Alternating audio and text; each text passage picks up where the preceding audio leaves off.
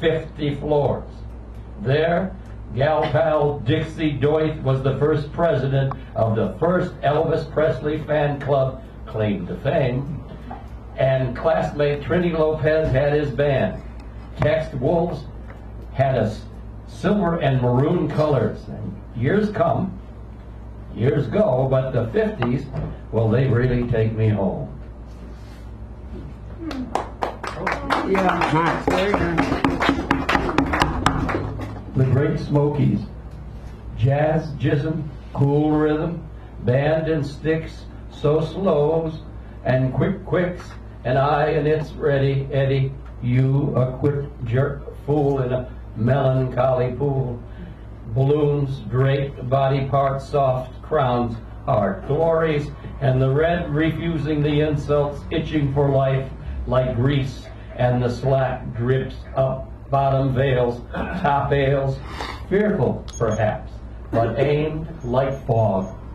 An old dreamer, dive into me. Thank you, Ed. Ed, my cue. Off at the mic. An honored individual of note. Let me read the next five. We have David, Z, then Marvin, then Stephanie, Owen coming back, Yasmin, David the Reich, Vendi, and myself before the Sanderell. Give him a round of applause as he comes up here. Did you folks want to sign in? Yeah. Okay. Let me know. Yeah, okay, there you go. All right. David Zeltzer, how are you? Nice to see all of you here.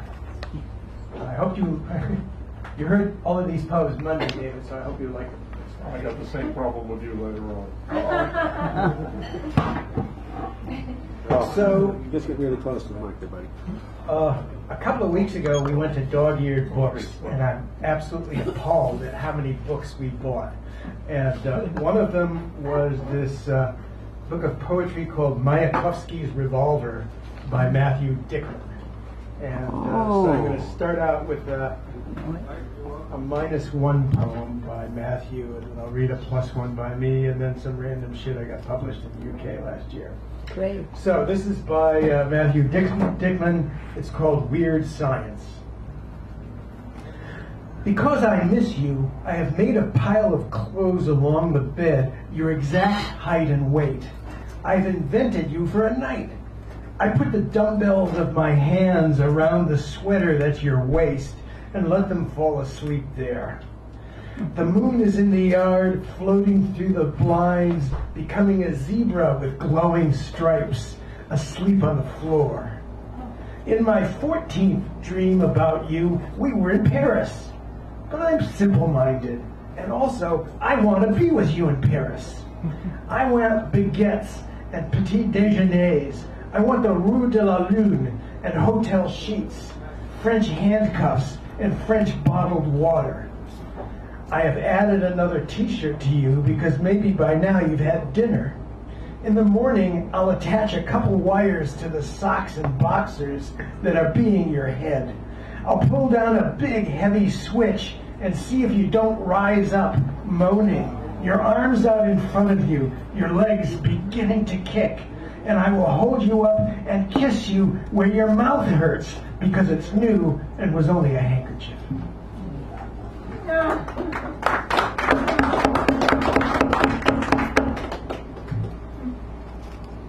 And you have to give me that. Yeah, I'm going to put it right there.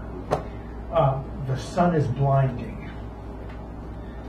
The sun is blinding in this quiet little town with its dusty streets, its night without ants, and its deaf stars. The sun reaches under the stones with its ancient and delicate finger, stirs up the shadowy tongue whose voice is long ruined. In the hills there is hidden silver. When the miner walks near it, the dead Spaniard in his belly jumps up with wild eyes, and suddenly in the town, all the doors and windows fly open in the sunlight, as if a woman had called out in her sleep, "Welcome, welcome." Inside me, I found a new place, all silvery and brilliant. The cool stream talks swiftly under our hands, and reflected in its coolness, the sun pours onto my tongue the luminous voice of a woman filled with stars. Now the dust in its wooden skin, and the black flesh of the ants, and even their intimate silver daggers, and the miner's stolen tongue, and his proud Spanish eye that watches from the forest, and the night too, with its swollen belly and its houses, all have one voice and shine like the sun.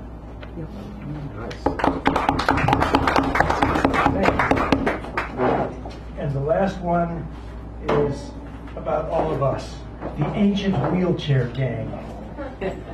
The ancient wheelchair gang schemes exotic language hoodlums, burning pressure zones, joyful moments before I was born, in pterodactyl trucks, full of robot happiness or sleep, or all the beautiful creatures you love to watch cover sluggish happiness with all tectonic words ever spoken, in night sky, virtual reality hurtling motionless gadget trucks. Common instruments know how to use the inviolate slave craton, scraping moldering bodies off the mountainous seafloor. Breathing pine tree fish exterminate the piston engine. The sea anemone was a violin dripping concrete in the sculpted tunnels. Sometime in the gasoline amphitheater, I cannot stress former military commanders who dream surrendered cockpit nudes. I heard them beat the redwoods all night, wondering where the sky will be tomorrow. Thank you. Thank you, David Zeltzer, and he's taking the attribution sheet with him. What a wonderful. Thank you.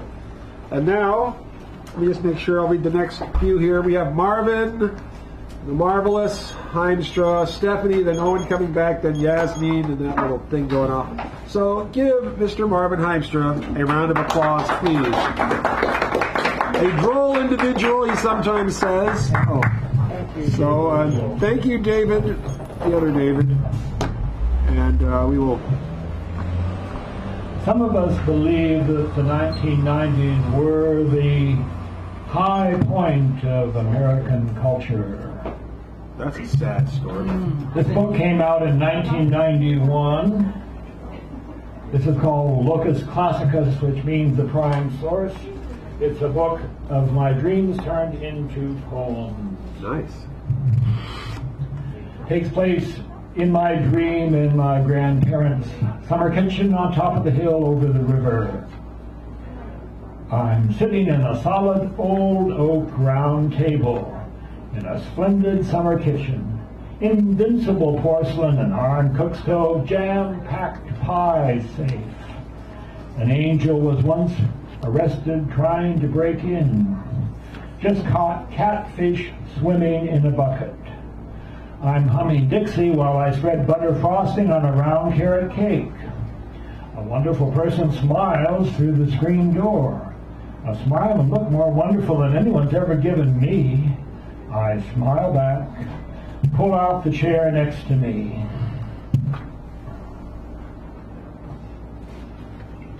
The wonderful person comes in, sits down, and speaks.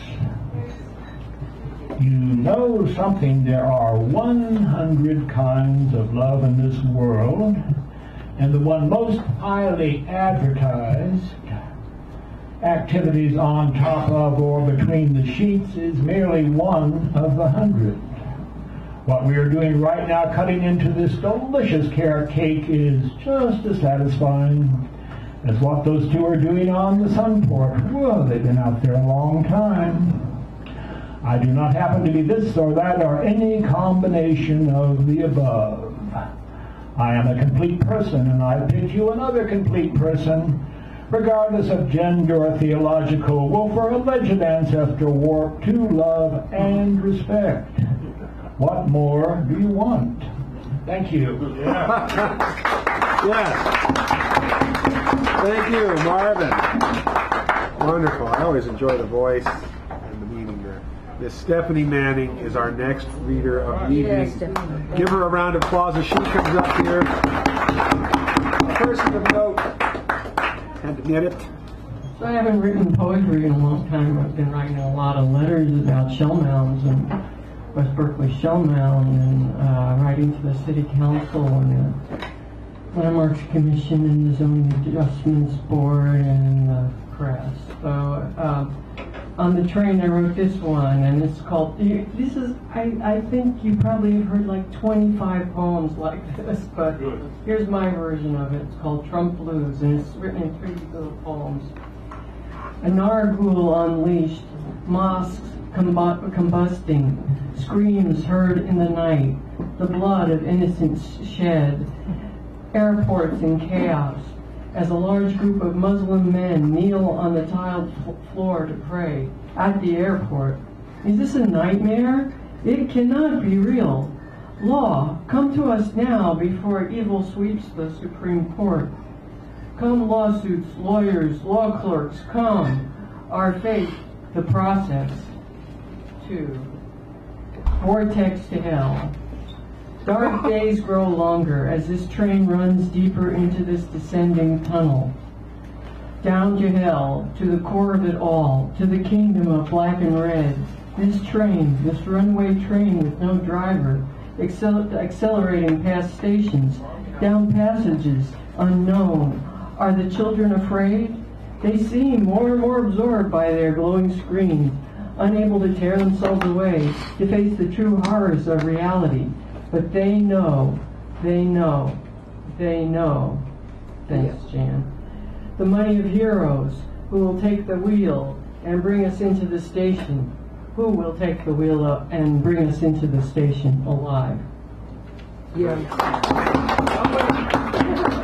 I forgot part 3 is a little short one called Here at Teddy's.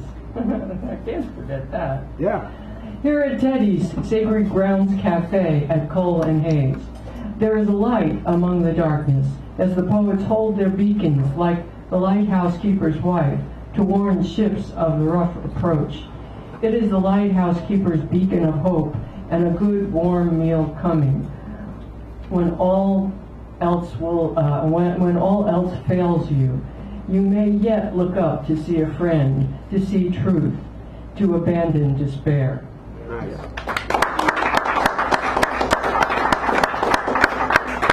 Thank you, Stephanie. All right, Mr. Owen Dunkel is coming back. He did the keynote, but the keynote always reads a poem by someone else to kick us off, and then comes back for the open to read his. So give him a nice round, please, as we get ourselves up here. Thank you.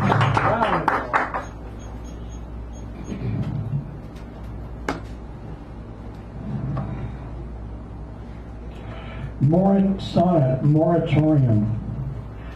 Sunday hums like a leaden bee around me all day long.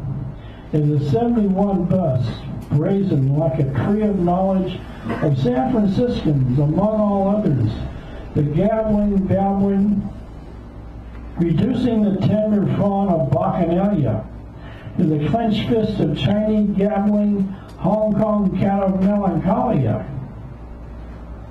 offering the pungent studies of debt, stabbing each placid-eyed easy rider, a nice roller coaster journey, easy to forget our uprising of yesterday, like a toy guider nestled next to the rocks, upscale, down midstream, myself now alone, perchance to dream.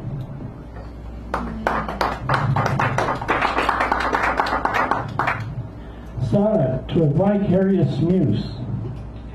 A sun-speckled, hard-driven day leaves nothing to the contemplative verisimilitude or the revel in the exemplative of many hours, fraught by the dismay of looking into a low-cut sheet display of my long-awaited expeditive dabbling into a sorry recitative, of days of being into a strange play.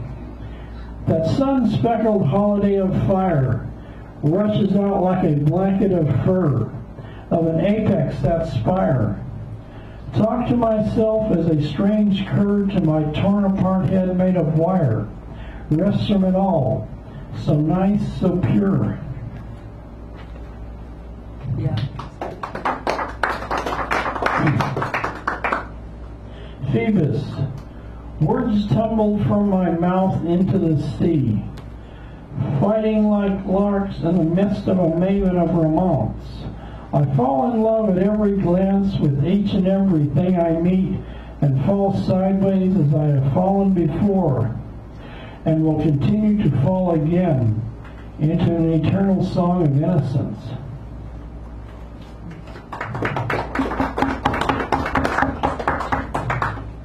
On the beach, I walk by three pretty virgins.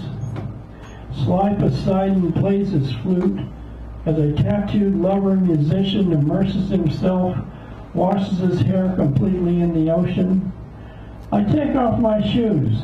Cold salt water washes my feet for the first time in years. Dave Hansen freaked out, went nude in the ocean after drinking with me, beer after beer in the beach chalet, after midnight under the moon of drunken dark Neptune. That's very good. Very nice. I like that. Orb, that ball of fire, the sun, walks by the sky. My mind sidesteps the small charging minotaur of pleasure. Sunday quiet as a tombstone goes back and forth like a doomsday rock, washed over by the waves as flies hug and hover piles of seaweed. Midday plods by like a mule with sun-drenched contented blinders. Very nice. Venus in Scorpio. I dream of the perfect romance, love frail as a metaphor, in the queer quiet of the library sea, in the timid streets of the quiet blush of symphonies, cinemas, flowers, wandering like a lovesick drunk dawn under the moon, sitting quietly through the cunning roisterings of the burgers of rhyme, pretending to be alive, walking towards the ninepins calling the cattails, each poem like a literary voyage, setting out to the brawls at a local tavern. In the sun she dreams of gentlemen, dueling in her honor, dueling in her honor. Thank you, Mr. Owen Dunkel. Thank you very much. A nice round there, ladies and gentlemen. Always an honor. All right, so Yasmin, you're next. Okay. And then we have Yasmin, then David, Wendy, me, and the Sander L. Give her a nice, Yasmin, a nice round of applause as she comes up. We might have to adjust the mic a little bit there. So you're familiar with the procedure on that then. Hi, Wendy. Hi. Good to see you here. This is very rough, but all this stuff about buying American goods and American production and all this stuff, so I pulled this out. The theme is change, isn't it? So. Yeah, we'll go with Constitution, but change. Okay, so this takes place in the classroom at Temple University, where Omri has not actually met Merrick, the two protagonists. But this is her first class in the United States of America. And of course it's in the 60s, so long time ago. In the lecture room of the Department of Economics at Temple University, she took notes as she listened to the professor who spoke in a different accent. Her first experience of the first class she had in America was bad. It left a permanent scar on a nationalistic ideology.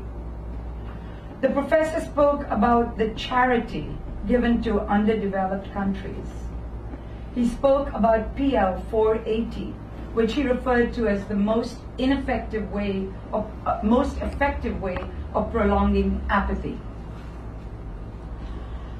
Dr. Dean was on another topic when she interrupted him. America gives no gifts to underdeveloped countries. He stopped her. Developing countries. He corrected her. We don't refer to them as underdeveloped countries. Clearly irritated by his correction, she threw her dice like Parvati, the goddess of destruction. And similarly, aid, not charity, as you call it, she responded in kind. The class was excited. The students sat up and looked at her, a rooster about to be sacrificed in a cockfight. Go on, the teacher edged her on. American goods, finished goods, sold at high prices in developing countries. He emphasized the term, and the prospect of buying cheaper raw material from countries receiving aid. You're familiar with the term, sir, aren't you? Omri interrupted. Territorialism?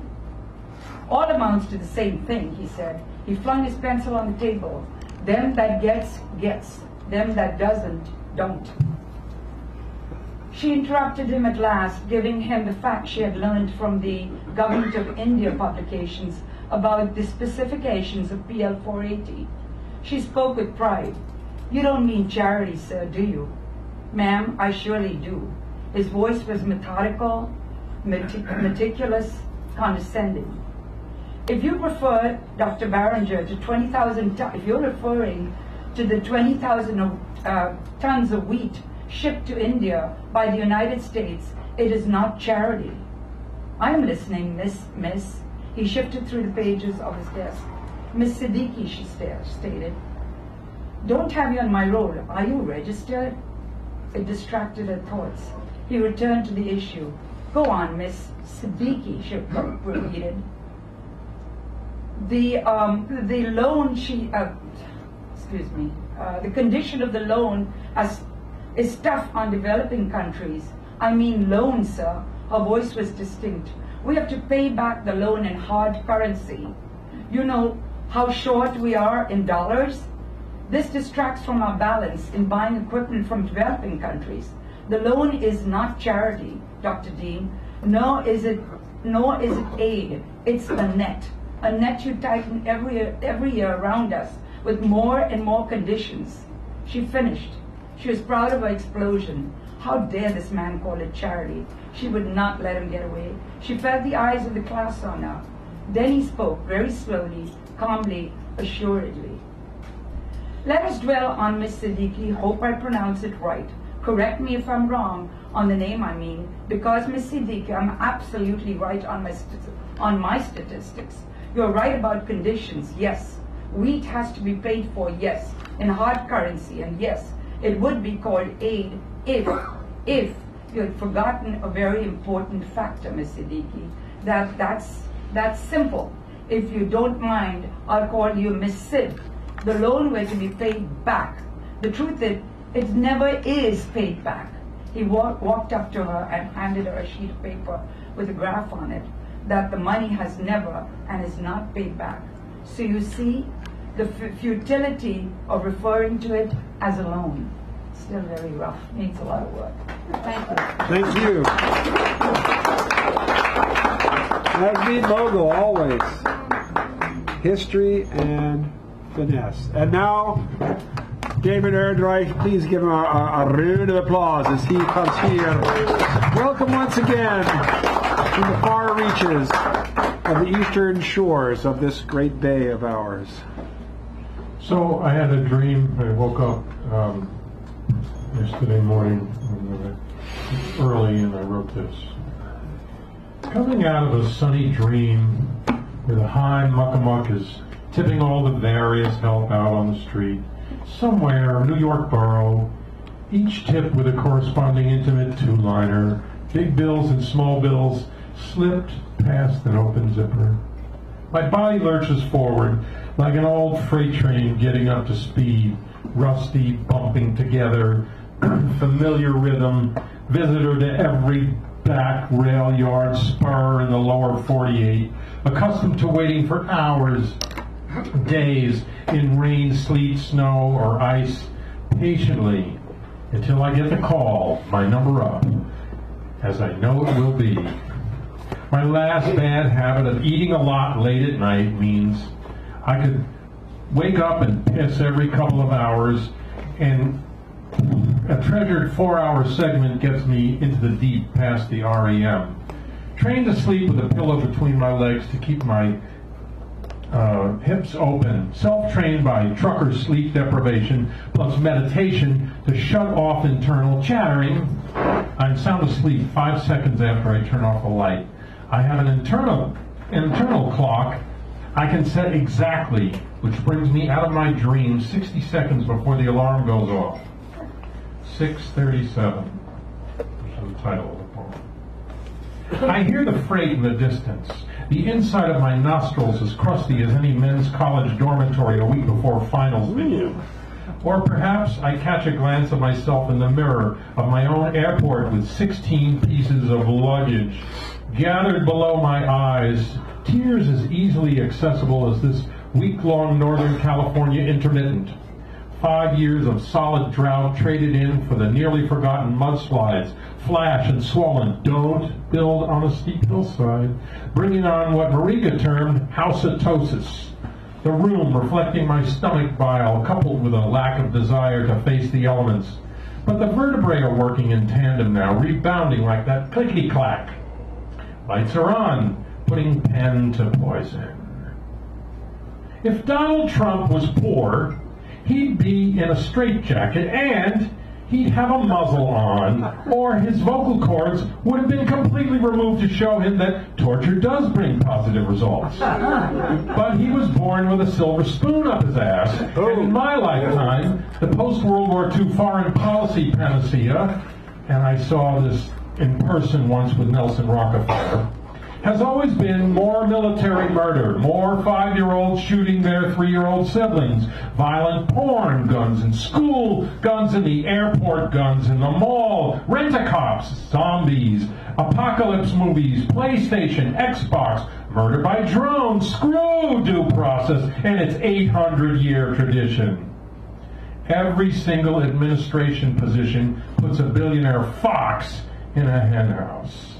For 60 years, Republican wisdom, with tacit Democratic consent, has been to increase the military by cutting non-essential social programs like school and food for the poor. Kim Jong-un, that's shitcake in the Philippines, and Putin are all fond of Trump because they see a kindred spirit. They deal with dissent by murdering the opposition. Oh, sure, the stupid mix, those handmaidens McConnell and McCain, roar disapproval when Trump and Putin are put in the same handbasket. But have you noticed the Nazi banyan in Trump's right ear? We've ignored police murdering black men, women, and children in this country for 400 years. Will we ignore it when they start murdering white people?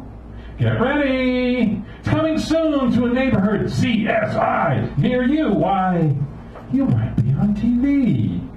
Boxes, little cubicles, and they all think just the same. Greed, oh greed, oh foolish greed. Thank you.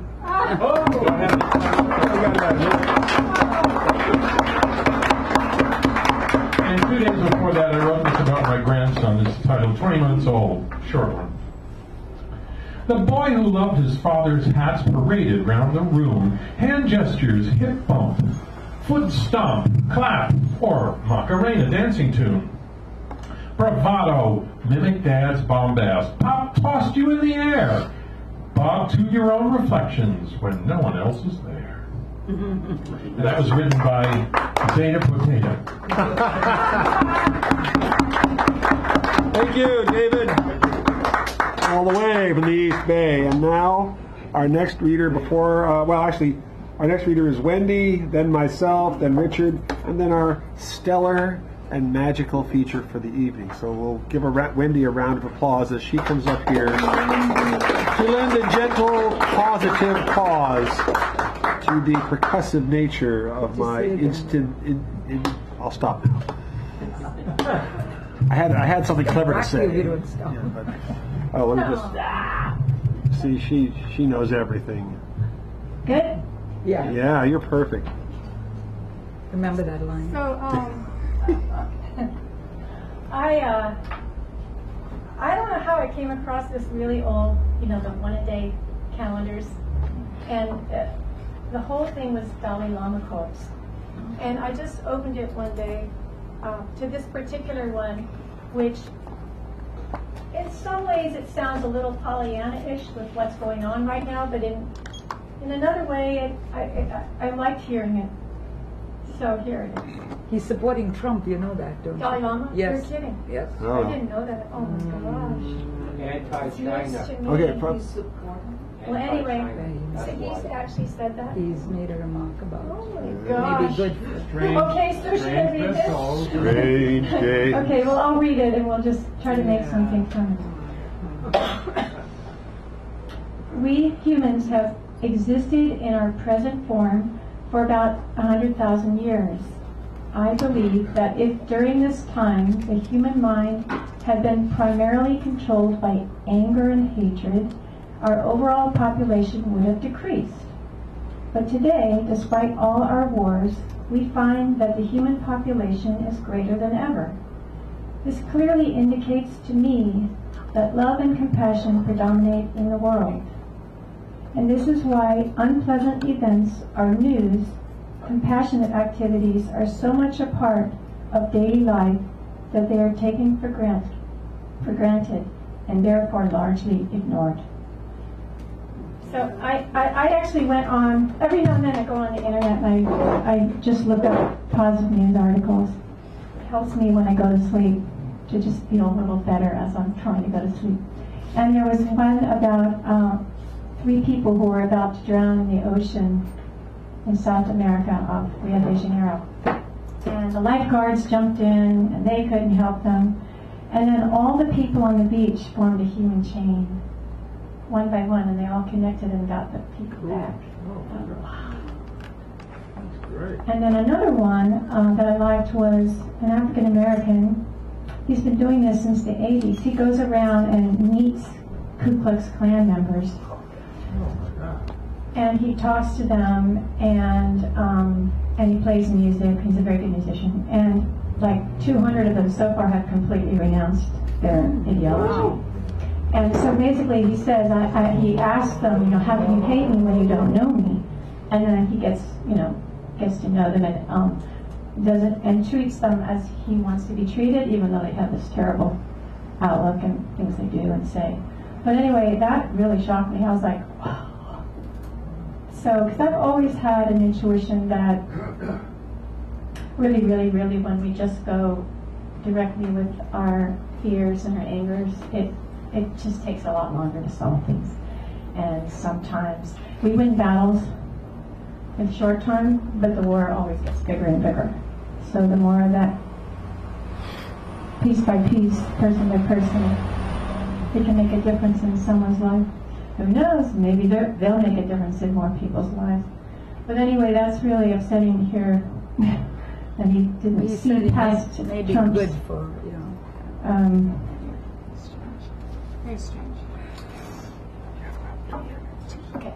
This is a poem that I'm just starting to write. I was determined, so I've just gotten through a couple letters of the alphabet, and I was determined to take each letter and make a line without any other letters in the line. So it's just the very beginning, and I'm just very slow working on it, because I'm using the dictionary to get lots of qualities and words that I'm choosing from. So it's called Once Upon.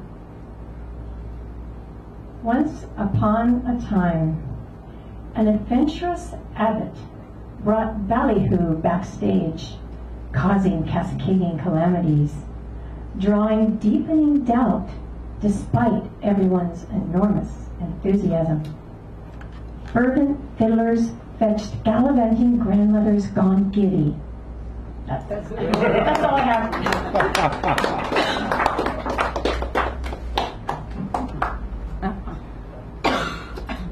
And this is a poem about twilight.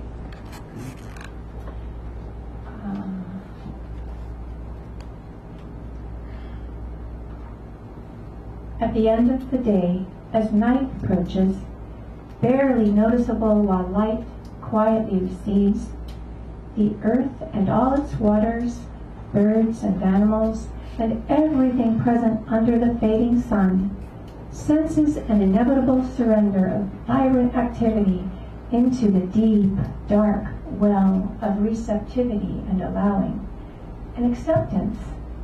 Out of the invisible, unseen changing, day becomes night, and night becomes day. The pulsing activeness of doing becomes the receptive silence of being. Humankind is bound to this ever-present alternating rhythm of life. It is such a part of us in the fullness of our body-mind.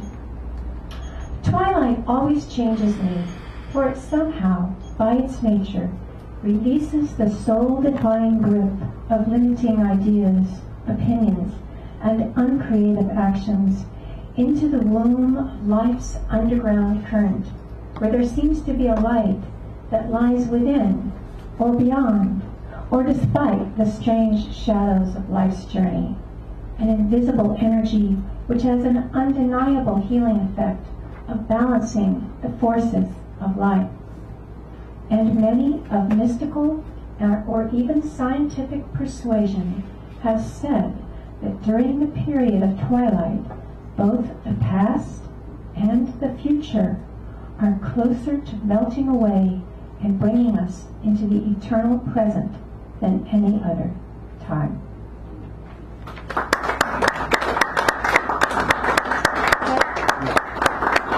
There we go. Thank you. I'm going to adjust the fulminating. Now we come to me.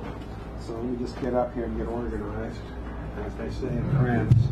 Don't do this at home. We go this side? No, we go this side. All right, so this is me. I'm sorry to say. Actually, I'm not. Okay, so. All right, so this is called an advisory advisement. And this was actually done at a workshop, and I misunderstood the instructions completely, but it didn't really matter. So it goes like this. I was asked, in living life, what do you need to know? Now, this is what I call a tall order. I need to say, there are so many considerations to consider. I mean, after all, each person has their own needs, just as each has their own circumstances of birth. Everyone in their time and place has conditions of life, or of sufferance, must deal with history, its problems, peoples, and perspectives, each culture, its longing, pride, failings, enemies, and more. Then, too, you need to know what the earth needs, has its ailments and desires, as do each of its animals and plants. For that matter, why limit this consideration to our world when there are so many others, galaxies full of life, and others with potential for more? So, I mean to say, think about it. The vast complexity the answer must be comprised of to the simple question, what do you need to know? Doesn't seem so simple. Then, if you mix in how the question could be read, it could be, what do you need to know? It could be, what do you need to know? It could be, what do you need to know? Or what do you need to know? Each permutation gives one more and more to consider. So I suspected at the time the answer must be some kind of thing close upon the order of infinity. First squared, then cubed, then... and... so it is a tall order. Maybe not the tallest, but still. So when replying, I thought maybe we should begin with the basics. Take first things first, as my dearly departed mother used to say. And so I think that first and foremost, you need to know love. And I mean that with a capital L. Then, second, oh, okay, well, maybe it's not so tall an order after all.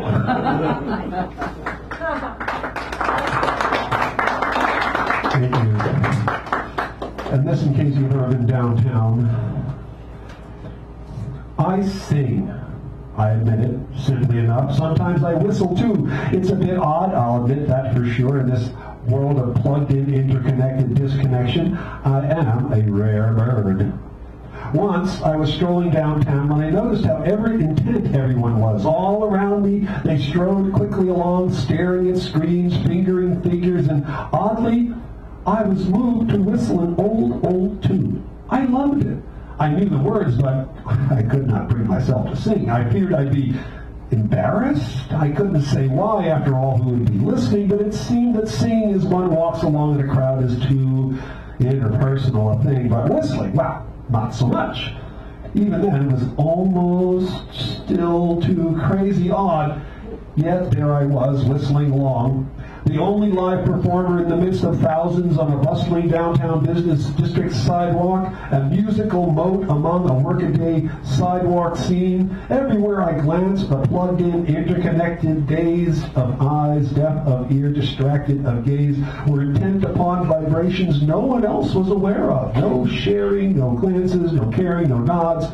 I could but watch as I moved along through them, and so I was free to whistle away, singing along to the song in my mind, of course. Now I reflected on my resistance to singing, as well as the satisfaction of whistling, even as the throng with its many, many widely varied people on the strangely silent sidewalk, each with their rigid pace, determined and attentive to something else from somewhere else, each with faraway eyes. None of them could hear me. And in that odd kind of public privacy, I could whistle my merry way, which I did as much as I pleased, though I dared not sing. Sing next time. Sing next time, all right. And now, in honor of our host here, I'm going to read a few haiku, just things here, so I'll say, you still, okay. What will he do with it? The ant crawling all over the big green grape. I had to ask that question. Water strider, a kick ripples the moon.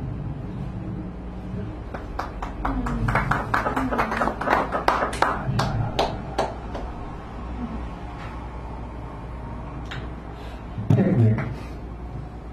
Two toddlers on their gingham field dancing to Gershwin's jazz.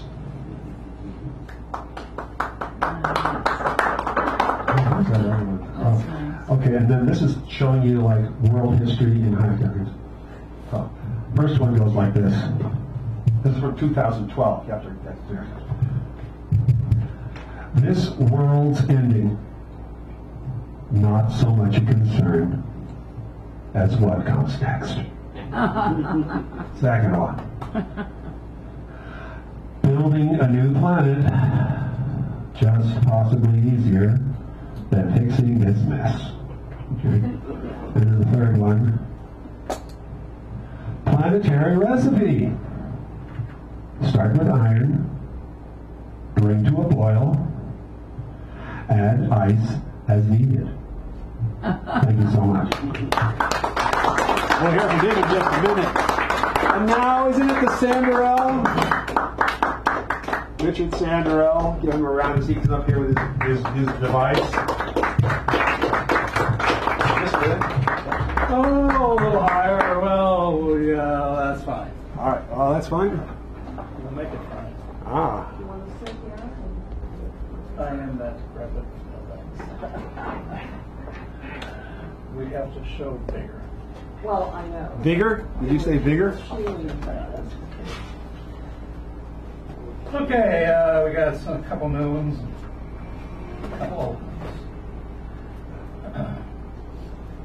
Oh, by the way, keep Standing Rock in your minds. I think the shit's going to hit the fan.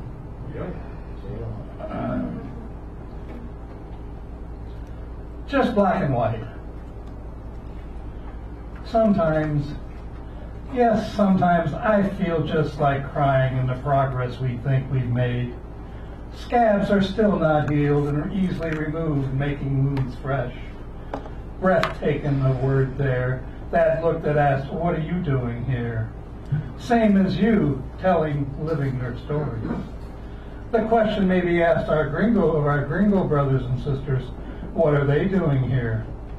All that has been going on since the great discovering is taking what was not yours to take or kill for, never giving. a lot of death, a lot of real estate and resources sold over and over and over and over. Yes, it's the 21st century, and it just keeps on going and going and going and going and gone. It's light that shines dark, that radiates its darkness against the light, and together it is our other halves with all flavors of colors in between. While others only see things in black and white, we see the beauty in color, radiated light absorbed in black. Let's move, walk, dance in beauty together so no one has to hear the question, what are you doing here? Let's flick our sweat off our brows, let it splash where it may, even onto the faces of our Caesars and Georges, so they know they are no longer have a place in our lives. Oh,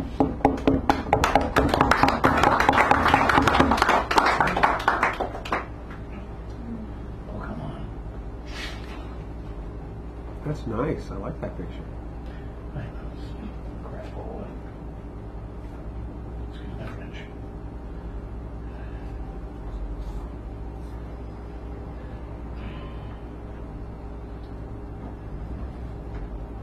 Sorry, folks. It wants to do other things. It has a blind of its own. Yes. Empire genocides truth. USA genocides the truth, believes in manifest destiny. What is ours, and what is yours is ours. This is how we keep USA great again and again and again. USA has always had alternative facts. It's called education. Alternative views and truth. Lies make it easier, where in my day we never heard about the empires like France and the terror, death they brought to Vietnam, as we would later with 5 million dead. Or what resources are in these countries, including the nations within USA. No honoring of treaties here. USA, your crimes against humanity, the slaughter, guising in and doublespeak, makes okay, per your propaganda, the death of millions upon millions in your short tenure. Astounded empires before you, and is used as examples of warmongering through the years, from guerrilla warfare learned from Navy people to whatever the rankest form to kill monsters threatening the empire. You created the refugees, but now you don't want to be bothered or unsettled by their presence. Disturbs your shopping. If God is on our side, it must be really an Amos of the cosmos, a nasty kind of God, causes great harm, which is much like his creation of the two-legged. If we are made in his image, we must be as ugly as our God. That's why we haven't been destroyed yet. There's still 10 good, ugly men. I'm joking. Remember that? 10 men? Give me 10 men. All right. Coyote wonders. Coyote sits in cafe. Two-legged are involved in their devices. Students, workers, writers, tech heads. Some check each other out the side of their eyes, while others are zoned. There is much activity among the silence. A homeless man comes in and rants poetically on how he sees things, then leaves, and no one except one listened. It is Coyote who gives his ear, wonders who the crazy ones, the ones who were silent, are the one who ranted and raved. A couple comes into the cafe doing a tango. Heads rise as the couple makes the round of the cafe and tangos back out. Heads go back to the devices. No comment made. Coyote gives a howl of approval and wonders how the two-legged became so dulled. Coyote muses, do these two-legged really care for each other, or do they just go through the motions? So much activity among the silenced. That's the Sam Durrell, ladies and gentlemen.